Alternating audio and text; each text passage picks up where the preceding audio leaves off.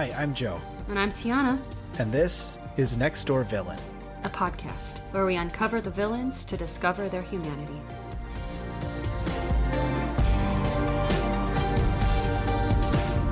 All right, Joe, I'm going to send you something through our chat so that you can follow along. Okay. Do you see it? I see it. I don't understand. Okay, great. Am I participating? Okay, just wait. Just sit Okay. back. Just sit back and relax. Okay? All right. In sleep he sang to me, in dreams he came, that voice which calls to me and speaks my name. And do I dream again? For now I find the Phantom of the Opera is there inside my mind. Okay, let's do both, okay? For the next stanza. Like a duet? Like we sing together? Yeah, let's sing it together. Yeah, just for the listeners, Tiana doesn't run these things by me before we start recording. So what you're experiencing is also new to me. Just know that before this happens. Enough chit chat. Okay. All right, come on. Let's sing this next stanza. Start at sing once, okay? All right. Sing once again with me our strange duet. My power over you grows stronger yet. And though you turn from me to glance behind, the Phantom of the Opera is there. There, yeah. Inside your mind. Woo! I am not a singer. And which is abundantly clear after apparently, Tiana, are you a trained singer? No, I took voice lessons when I was like in middle school, and then I was like in choir from middle school and in all 4 years of high school. So I like singing. I have lost a lot of skill with it, though. I can kind of tell. Well, I couldn't. I was like, is that Christine Daae over there? Oh, it's her. I'm Christine. So if it's not abundantly clear to our listeners, we today are talking about the Phantom of the Opera, specifically the villain, because what we usually the Phantom. The Phantom. The Phantom of the Opera. Before we dive in, I just want to do another little shout out to our new Patreon. If you are enjoying what we do and you want to support us or help us out a little bit, you can do so on a few different levels. If you support us, we've got some cool stuff for you. At a very basic level, for only like $3 a month, you get to vote and choose the villains that we talk about in future episodes. And we've also got some really cool bonus content for you. We literally just a few minutes ago recorded a haiku off with haikus we wrote about the Joker, in honor of the news that the Joker is getting a sequel, which we're calling Joker 2. But I hope it's about Folie à Deux. Now I remember. They're calling it Folie à Deux. Oh, that's cute. Joker 2 Folie à Deux. Which is French. You know what else is French? Phantom of the Opera. Yeah. It all comes back around. So yeah, our Patreon you can find at patreon.com/nextdoorvillain. There are multiple levels you can support, and there are some really cool things that we're offering if you do choose to support us. But we so appreciate that you would even consider, because we're just a couple of people here recording in our homes this podcast that we love, but it is just a hobby. We don't do it professionally. So any support that you give, we just love and appreciate so much. This podcast is my only life. I have no life outside of it. So when Joe says it's a hobby, for me, it is the reason I live. No, just kidding. That's too dramatic. It's a thing that I do and love a lot. Okay, and I do it a lot. Yeah. So back to the Phantom of the Opera. Yes. Tell me, Joe. Tell me about it. So right off the bat here, I just want to get this out of the way. And I know I'm going to get some flack for this. I do not like the Phantom of the Opera. I never have liked it. I'm not sure it's a good musical. I'm not an authority on musicals, Ouch. but I've always disliked it, and I tried really hard to enjoy it, and I just don't. But that doesn't change the fact that I did do a lot of research, and regardless of my personal feelings about the show, there are, I think, a lot of interesting things to talk about here. Someone needs to get shanked behind the curtain. I hope you don't mean me. So The Phantom of the Opera was originally a novel published in 1910 by Gaston Leroux. And then I just want to say I liked The Phantom of the Opera, in case the listeners like, why are you doing this episode then? Because I wanted to do it. Okay, go ahead. So after that novel was published, over the years, there's been many different film adaptations, musical adaptations, stage productions. In 1986, Andrew Lloyd Webber, who's apparently a famous theater dude. I'm joking. I know that I know who Andrew Lloyd Webber is. Yeah. Very famous theater dude. Mm-hmm. Did things like Cats. He did Cats? And others. I didn't realize that. Yep, that's him. Memory. Anyways, it's the longest running musical in Broadway history. Wow. Like consecutively. It's never like not run, basically. And in prepping for this episode, so I'll tell you, I saw some version of it when I was younger and I hated it. And then a couple of years ago, I re-watched it when they released the 25th anniversary recording of the stage performance, which was really, really well done. I actually was like, oh, maybe there is some merit to this. I didn't totally hate it. And then in prepping for this episode, I decided to watch the 2004 film version by Joel Schumacher starring Gerard Butler as the Phantom. I was like, what did I like about this? And after finishing it and doing some research, I realized that this film in particular is particularly disliked as far as productions of Phantom of the Opera go, for a number of reasons that we'll get into later. One of the critics said something like, it was the 80s. You had to be there. But it wasn't the 80s. It was 2004. I think they were talking about how, the story and the music was written in the 80s. And so it was melodramatic and like the 80s. Yeah. This is, I think, part of what it is that the Phantom of the Opera, and I think largely Andrew Lloyd Webber musicals in general, there are these big stage productions and there's sort of this cheesiness to them. And there's some cheekiness in that cheesiness of this is a stage production. Mm-hmm. We all know that. Yeah. Everything's sort of bigger and grander for the stage. And then I think what the 2004 film did is they tried to take it really seriously. Oh, yeah. And it just, I don't think was meant to be a super serious, gritty thing. And so when they tried to make it serious, all of these things within the show were sort of highlighted in a way that was oh, this had to be silly. Because when it's not silly, it's terrible. I kind of just live for some few key parts, right? So the main Phantom of the Opera song, the way she was just possessed off the rocks. And so engulfed with the Phantom. And I liked that 80s beat. Yeah. Behind it. I loved that. I was kind of bored. I was la, la, la, la, la.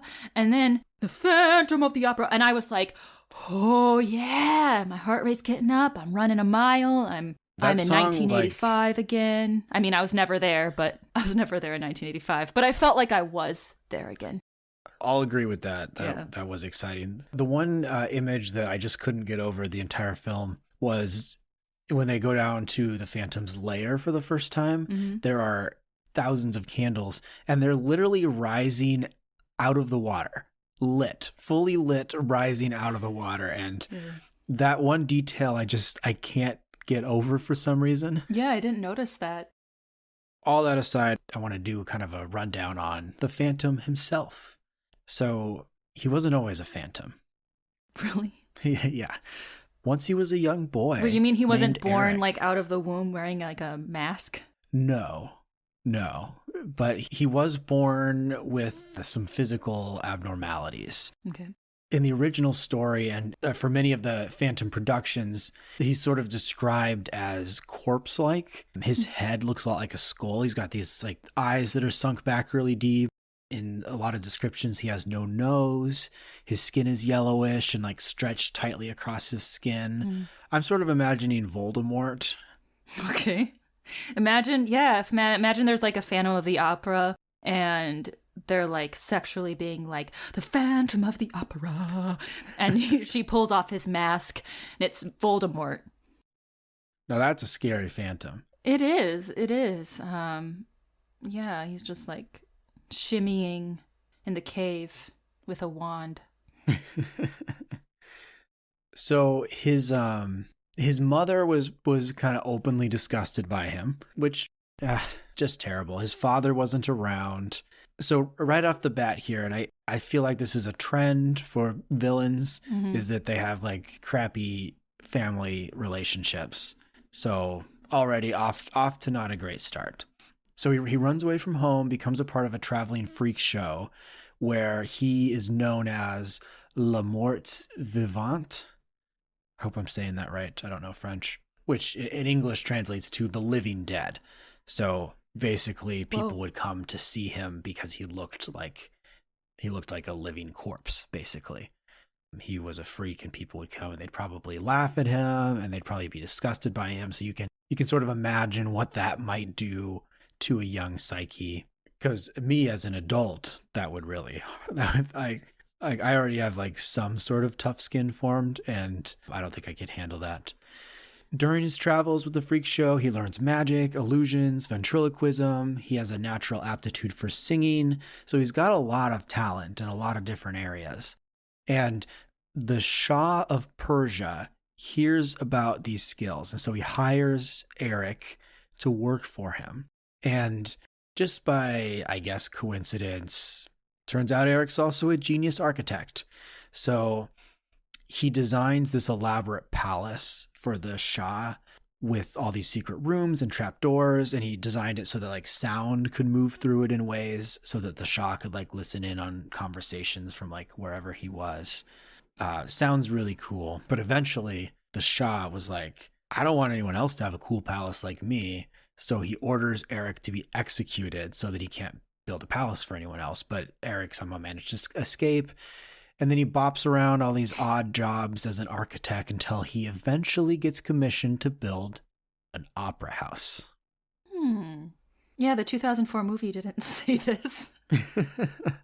I believe, and I found a lot of this on WikiVillain, okay, which is where we get a lot of our info for these episodes. But I think a lot of this detail comes from the original story and some of the earlier productions. Okay. So when he builds this opera house, he builds in all of these secret tunnels and stuff, and he builds a place for him to live underneath so that he can basically hide away from society. And he also sort of builds in these ways that he can sort of influence the opera house because of his passing interest in music, which is probably how he ultimately ends up doing that makes some more of the things. Sense. It makes more sense to me now that he demands money from the owners. Because like in the movie, I was a little like, why does the Phantom want money from the owners if he's just like living there and squatting there essentially? Oh, that's kind of cocky. You like go into an opera house and you're like, I'm going to live underneath here and then you have to pay me monthly. But it makes sense if he made the opera, like if he created it and it's kind of his baby and his creation. So that makes more sense. Yeah, it explains why there's this elaborate tunnel system underneath the opera house. And that too, because in the movie you're like, oh, that's just there. Yeah. So, yeah, there's always an elaborate lake under the opera house. In every opera house, didn't you know that? So that essentially brings us to the part of the story we know from all the productions of the Phantom of the Opera, where Christine is this young woman with an amazing voice. Her father dies, and her father is like and the angel of music will take care of you. Which I don't really know how he knows that. Well, I think he's just trying to say something comforting. Yeah, okay. And I suspect that maybe this is explicitly somewhere, I couldn't find it, but I suspect the Phantom probably overheard that and was like, oh, I'll be the angel of music. And then he sort of talks to Christine through the walls. He becomes this voice coach. And I think at first he's sort of infatuated by her talent because he is sort of a musical genius. I think he sees Christine as sort of someone he can live through because society has told him all his life that he is not to be in front of people, that he is disgusting. And so I think he sees Christine as a way to sort of have success. Like he can coach Christine and then she can go be successful and he can live vicariously through her. In one of the lyrics, he says, Christine says, I am the mask you wear. And then the Phantom sings, it's me they hear. So that checks out. Yeah.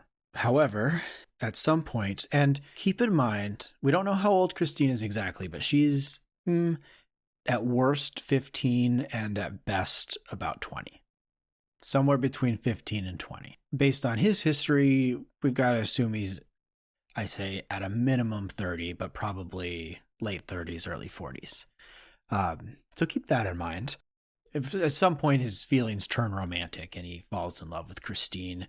Unfortunately, Christine has, I don't want to say fallen in love, has entered into a relationship with a attractive rich dude named Raoul, and he's very jealous. Is that how you say his name? Because I had the worst time like saying his name because I'll be like Raoul. It's like a. I've been saying Raoul.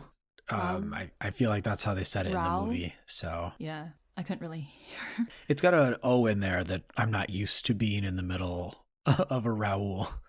Let's see. So I've got sort of the timeline muddled, but he basically like demands that the theater make Christine the lead role. And when they don't do that, he murders a dude. Then he gets frustrated because Christine is in a relationship with another guy. And so he releases this play that he's written. It's called, and I think this is hilarious, I don't know why, but the opera that he's written is called Don Juan Triumphant. To me, it's a pretty silly name, but I don't know. Who is Maybe Don that's Juan? me. Is it me? Is it you? I don't know. Is it the Phantom? Probably him. He's probably a proxy for himself, I imagine, based on very little information. So he writes this play. He demands that Christine be in the lead role. When she is playing it, he jumps in and takes over the other lead role. She like pulls his mask off in front of the audience. He's disgusted, runs down to his lair, takes Christine hostage, and everyone like runs down to try to kill him. Just an average Wednesday. Christine takes pity on him and he gets away. And then who knows what happens after that. There is a sequel that Andrew Lloyd Webber wrote. Oh, I've heard of it. Shoot, I didn't write the name down. That's fine because as far as I can tell, universally, everybody thinks it sucks. It's basically a story where Christine and the Phantom get together, and it's like billed as the greatest love story ever told. What I read online is that Andrew Lloyd Webber was upset about how everyone hated the Phantom or thought he was this bad dude, but the Phantom was like supposed to be sort of a proxy for Andrew Lloyd Webber. He saw himself as the Phantom. Well, thankfully, Andrew Lloyd Webber is, sponsoring this episode so that we can paint the Phantom in a better light for him and make it better for him. We'll make it all better. Don't worry, Andrew. We got this. No, just kidding. He has no idea who we are. Right. It's pretty tough to paint the Phantom in a good light, considering the fact that he basically grooms a young teenage girl. And then he's a whiny crybaby when she falls in love with someone else. He's really I hope I use this term correctly. I think he's kind of the ultimate fuckboy. He's like, I did all this stuff for you. Now you must love me. I was nice to you. I like supported you. And now I deserve your love and attention because I am this genius, powerful dude. And he can't stop sending pictures of himself in his mirror with his like arm up like, look, I'm building up the muscle down here in the cave, wish you were here. And instead of you, it's like the letter U. Yeah he's a quote unquote like nice guy who like is like, oh, I've got this terrible past but I'm a genius and I did all these things to support you and help you, and now you're gonna love another guy. Well, yeah, we'll still admit he does some, bad things. We're still gonna try and see if we can understand his perspective a little bit, while also recognizing that he is bad.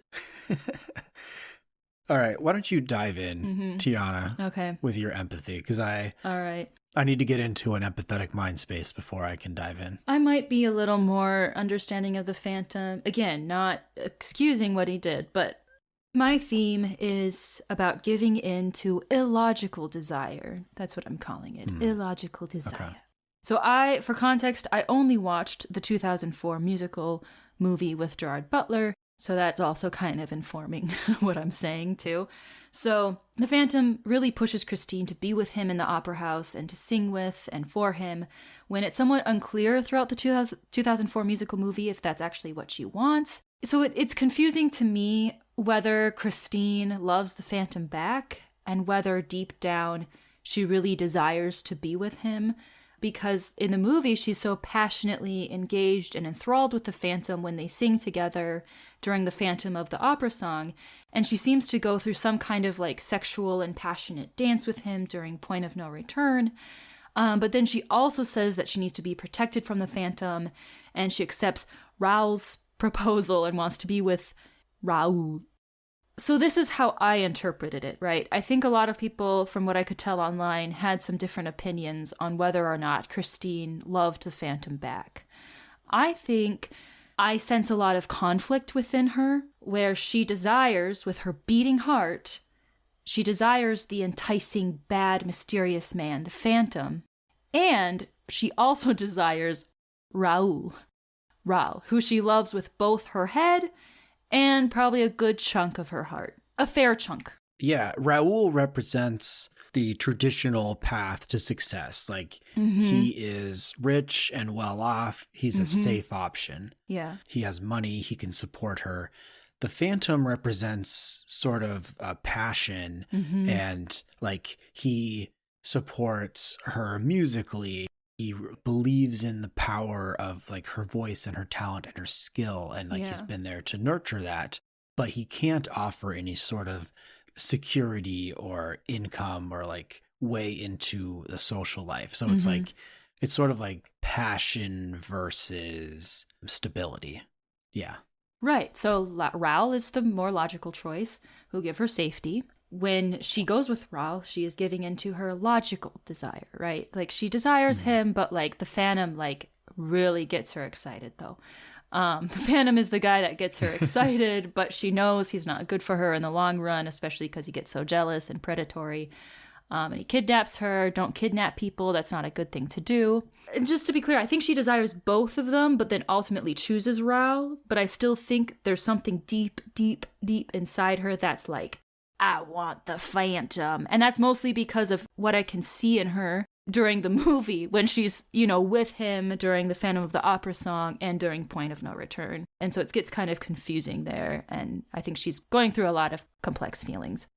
Yeah, any sort of discussion about her decision between the Phantom and Raoul, which I think is what this musical is sort of about, is like, it's, or maybe supposed to be about, who's she going to choose between these two guys. Right. I think like has to come with the caveat that she's trapped between two bad choices. And there's sort of this dichotomy created that she has to pick one of them. To enter into that reality, we have to ignore the fact that in a perfect world, Christine has whatever choice she wants and she can choose not to be in a relationship, or she can choose any other guy. And so I think we just have to acknowledge that when we're having this discussion about who to choose, that neither of them are good. And I'll talk more about that later. You can roast Raoul in a bit. Yeah. And I will. I just wanted to say that, but I think what you're saying is valid, that they, as far as what they represent, they sort of are opposites in a sense. And so going off of that, I want to take a look at what the Phantom could be thinking. And I think he's thinking of the importance of giving in to a logical, full, heart-filled desire. He's very pro-desire, right? I think the Phantom thinks that Christine truly deeps down. I think that truly deeps down. Deeps down in there.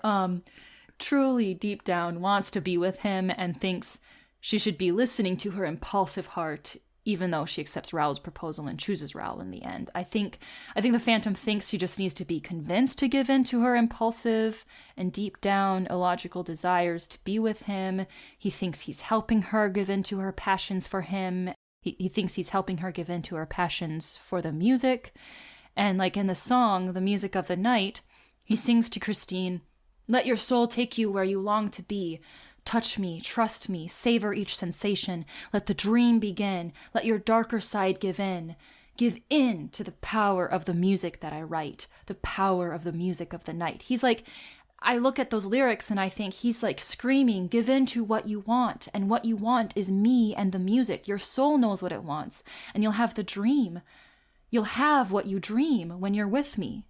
She seems so passionately enthralled by him that he must be thinking being with him and being one with the music is what she truly wants. And therefore he keeps pushing her to do what he thinks she truly wants.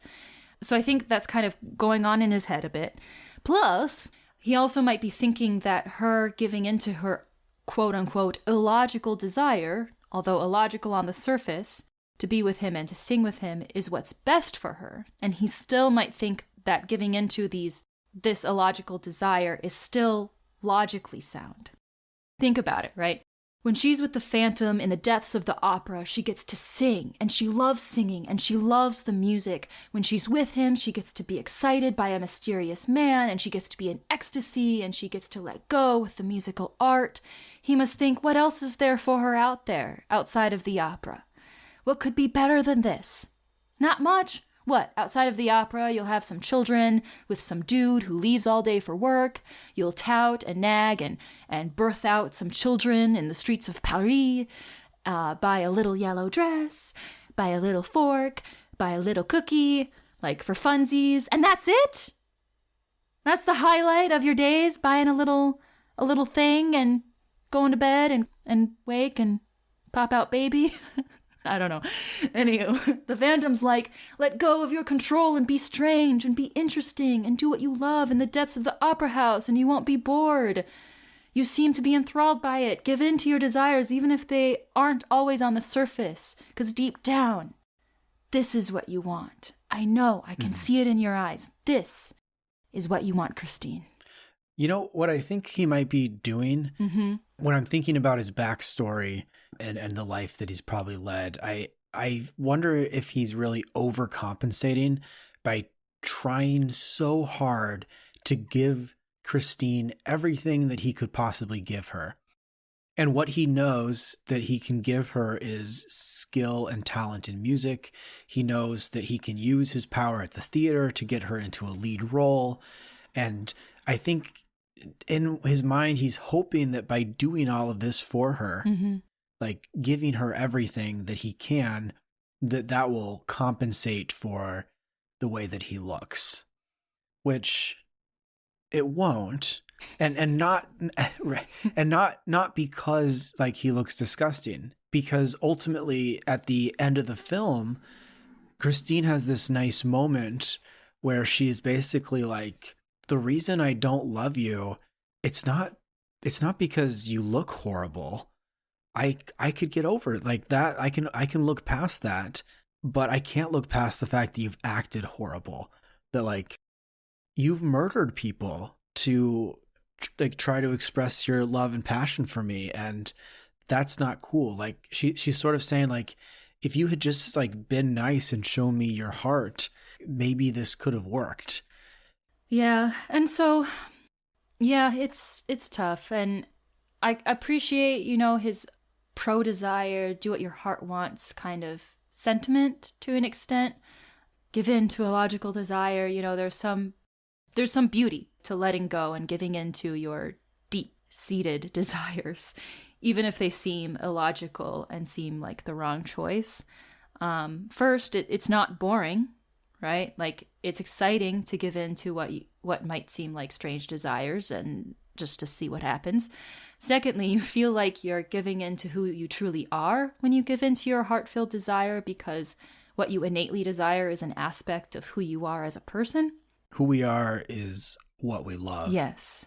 And like, thirdly, there have been times when I've let go and went headfirst into illogical desires, desiring what my heart and not my head wants.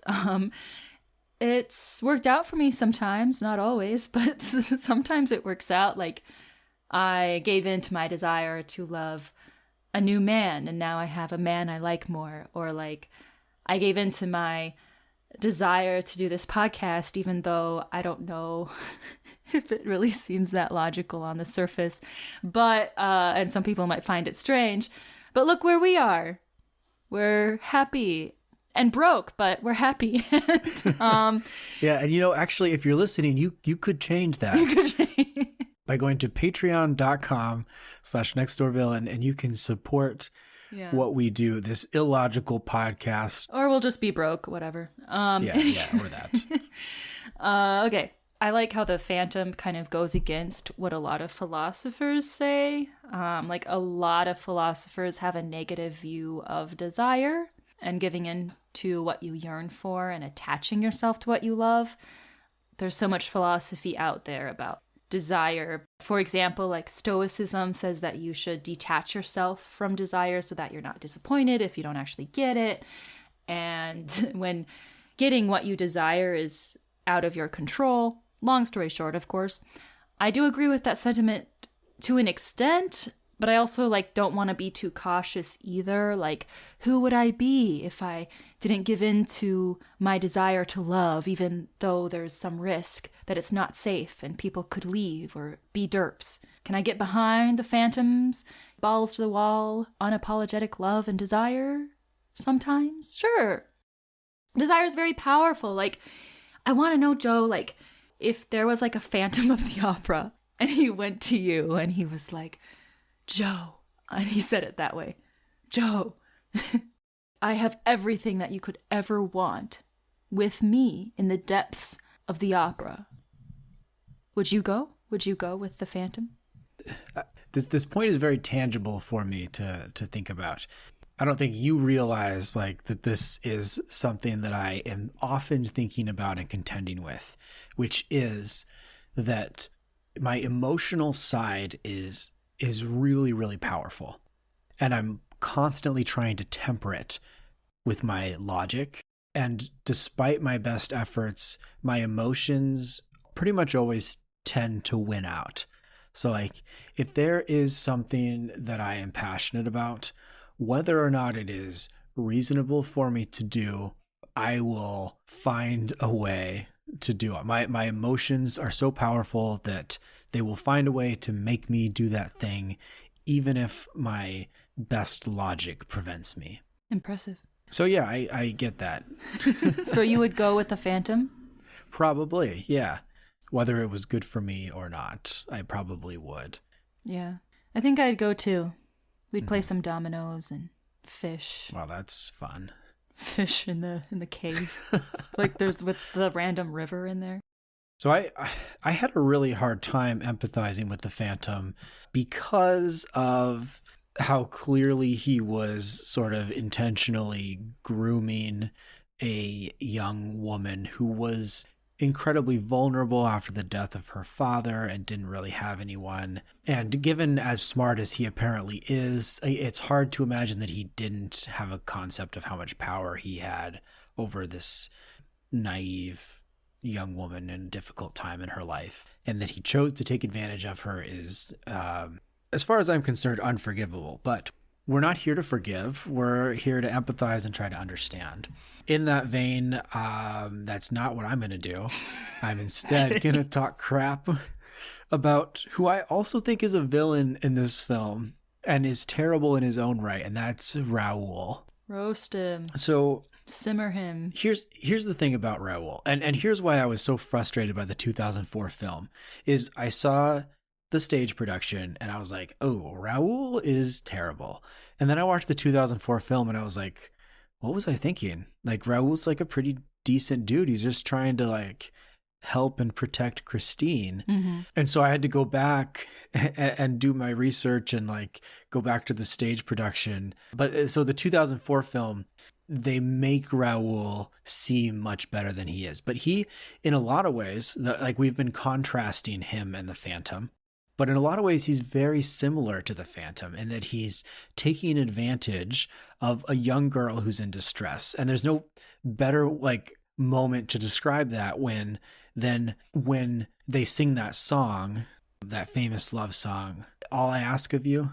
I almost decided to sing that song instead for the opening of this episode. I maybe could have sang that one because I like know the words to that one. Oh, really? Yeah. So I at least know how it goes. But then I realized, well, if I sing that, then I'm like serenading Joe, and then I don't know if he would accept my serenade. Anyways, so that moment, the way that moment begins is that Christine is upset and scared because the Phantom has murdered a dude. And she's scared of him, and she's scared of what he'll do to her and what he'll do to Raul. And so she pulls Raul out of the theater. She's like, we got to get out of here. The Phantom, like, is going to hurt us. And Raul is basically just gaslighting her. He's like, there's no Phantom. That's just all in your head. Like, what are you so scared about? And she's freaking out. And somehow in that moment, Raul's like, oh, I'm in love with you. She's like, I'm terrified and vulnerable and helpless. And Raul is like, this is the kind of woman I want to be with. And it instantly reminded me of that scene in Hamilton, because it's another musical, where Hamilton takes advantage of a young, vulnerable woman who's like coming to him for help. And there's this comedian, Catherine Ryan. She has a great bit about that scene in Hamilton. Look it up. It's on YouTube. Just search like Catherine Ryan Hamilton joke. But she's basically talking about how this woman comes in and she sings saying that her husband like beats her and has like now left her and she has nowhere to turn. And Hamilton's like, oh, how am I going to say no to this? And then Catherine Ryan's like, say no to what? She didn't ask you anything. And then he's like, my God, she looks so helpless, but her body's saying hell yes. And Catherine's like, her body is not saying that to you. Put your fucking dick away and help this lady.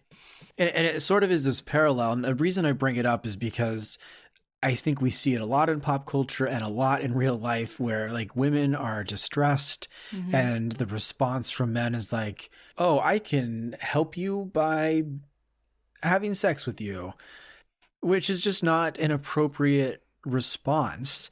And Raul does that to her, takes advantage of her when she's in her most vulnerable state, like when she's scared and alone. And it's just so frustrating. Yeah. Because it's exactly what the Phantom is doing as well. It's the reason that she's terrified of the Phantom is because he approached her in the same way. She doesn't, I don't think, realize that. But I'm so glad I'm learning so many lessons. Like if I really want a man, I just like walk into his house and I like get in the fetal position and I can just be like, help me, I'm cold. Yep, and he will fall in love. No, you're right. Yeah, I'm glad we're canceling Raul. Yeah, that's not empathy for the Phantom necessarily, but I think the hero sucks I want to highlight that neither of the men in this film are good. Neither of them are good choices. So the fact that like we sort of say that like who would you pick, or like the big conversation is like, would you go with the Phantom or Raul? How about neither? How about Christine can just like choose whoever in the world she literally wants? How about she gets to like grow up and like learn? How about she become an adult? Yeah. And then she can choose whoever she wants based on whatever. Anyways. Have you ever had two people fight over you before? Have I had two people fight over me? I don't think so. Not to my knowledge. Oh, right. Yeah, I guess there's potential that it can happen to people, but then they might not know. But I definitely have had like times where I'm pretty sure more than one person is interested in me, or like I'm dating someone and I think someone else might be interested in me, but to my knowledge, There was never a fight. There was never a fight. Then a brawl in the parking lot. Yeah. You know, I have been fought over before. And there's some kind of like weird cloud that kind of goes over the head where you kind of forget that I could say no to both options, you know, A and B. And I don't know why that happens, but I think maybe because you're so stressed about two people. Yeah, I have been in a situation relatively recently where I have been potentially interested in two different people.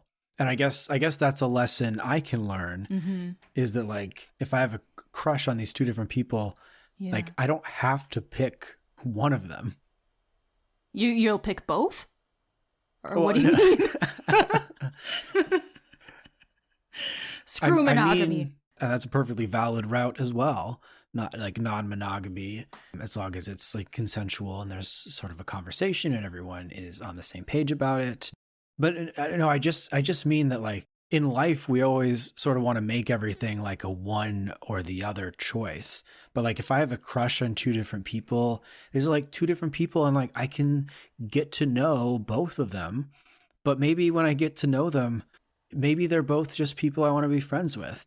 Like that's an option too. Maybe somebody, but like when we create this dichotomy between two people, it sort of like shuts out all of the other possibilities. Right. Like, and shuts off the other possibilities you have with that person. It could be friendship, relationship, or acquaintance, or like it shuts off opportunities. Yeah. Yeah. Yeah. Really, yeah. It could be any sort of thing. I think that's a good thing to sort of remember in life. Rarely are there only two choices. Yeah. Are you ready for the question? Yeah. Okay. The Phantom uses the mask to hide evidence of his deformed face and to hide evidence of his painful past. What is your mask? Meaning, is there any aspect of you that you think other people don't want to see? If so, how do you hide it? It could be physical, emotional, abstract, whatever. Yeah. I tend to think we all sort of have these things. And I think I have a lot of them, but I'll just narrow down to one example. For whatever reason, which I'm still sort of working out myself, trying to figure out through therapy. I won't turn the podcast into a therapy session. I mean, it usually is. Yeah. Just save $200. Just come here. And we'll unfortunately, therapize each other. I have the podcast and I spend the $200 on the therapy. Okay. Double up. But one very, very, very simple kind of low stakes example is I pretty much, as far as clothing goes, for the most part, I wear very bland outfits. Like I wear single tone shirts. I never wear shirts with graphics on them. And I wear like basic, like very plain pants.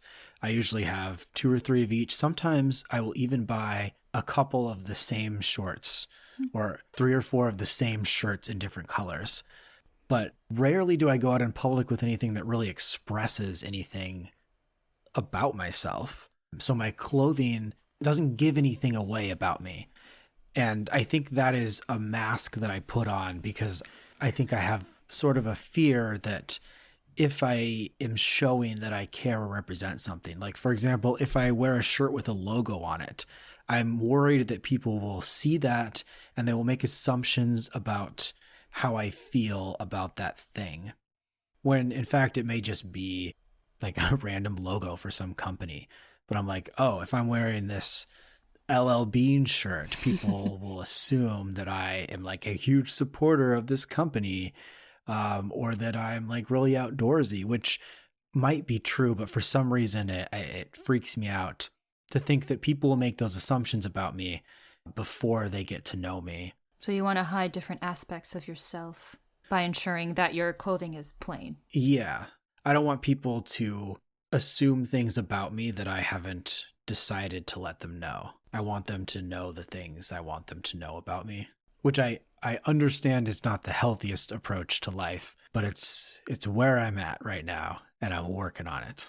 Well, I just want to say I actually kind of look at that kind of objectively. I don't actually know if that's really a bad thing. to wear plain clothes. Like sometimes you just don't want people to know stuff about you or to think stuff about you. And I don't know if that's inherently bad. It's not inherently bad, but if the reason I'm doing it is a reason that's sort of like unhealthy for me, then okay, it's bad in that sense. Okay, yeah, I can see that. Yeah. So yeah. Anyways, what's your mask? So first, I don't think people want to see how I eat.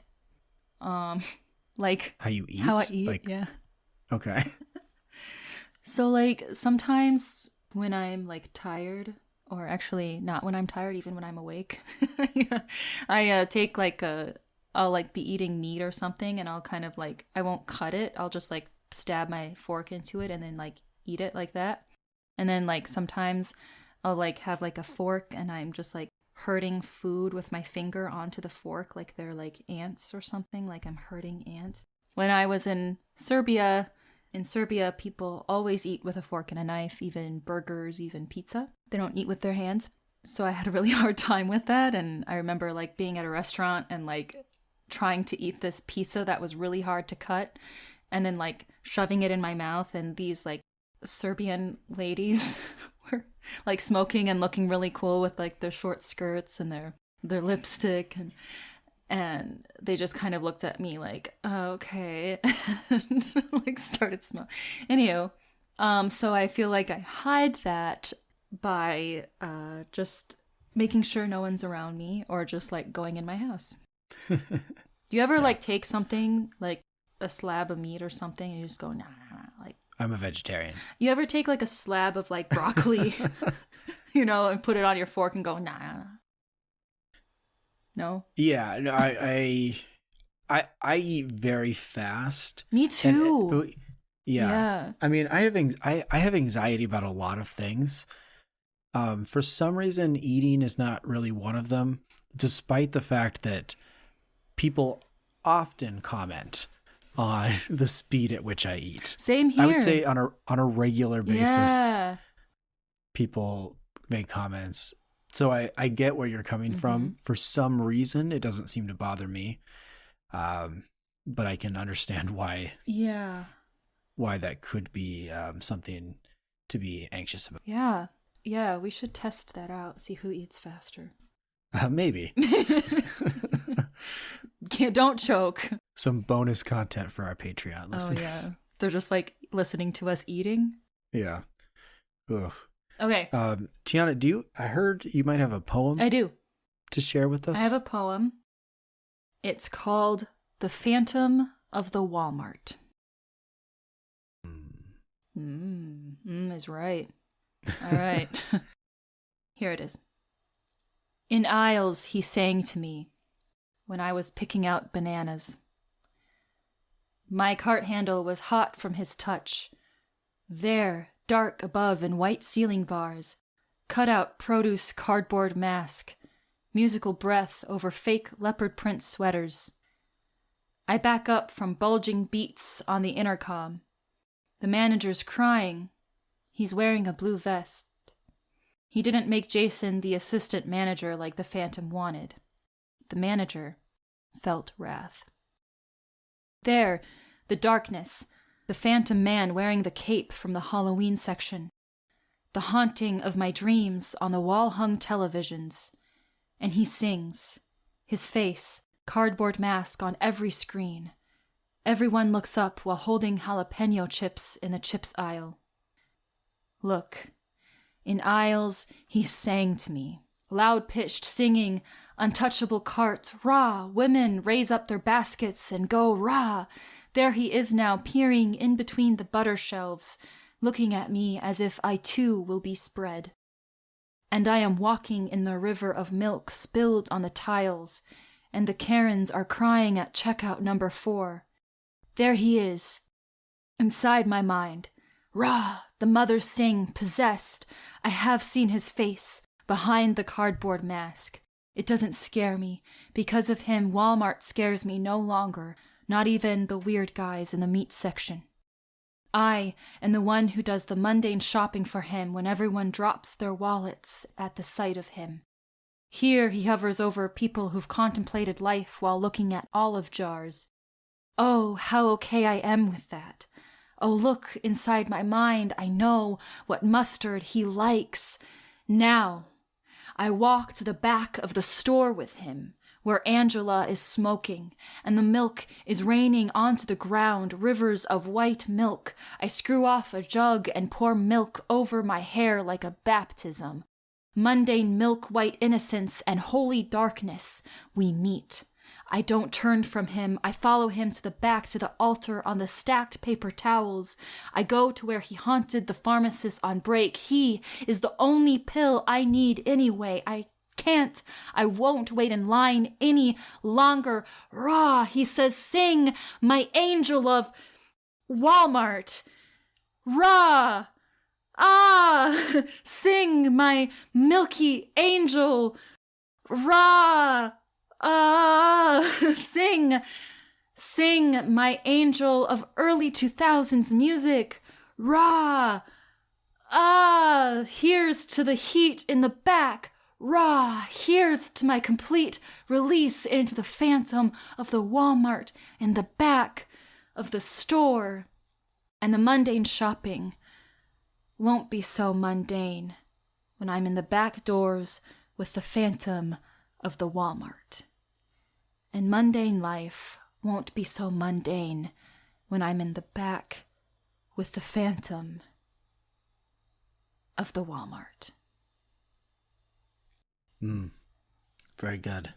Oh. We've got to do the very last thing we do every episode, which is rate our villain.